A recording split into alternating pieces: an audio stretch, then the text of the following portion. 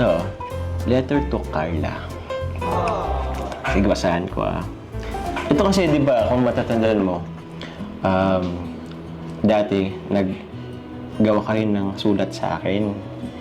Kaya yun, nung napadan kami dito, sabi ko, ito yung reply ko naman sa'yo. Kaya ito, actually, di ko na matandaan, pero unang sabi ko dito is, salamat sa pag-congrats. Tapos smiley face, yan. Yan, ito basahin ko Dear my baby Carla. Ano naman yan?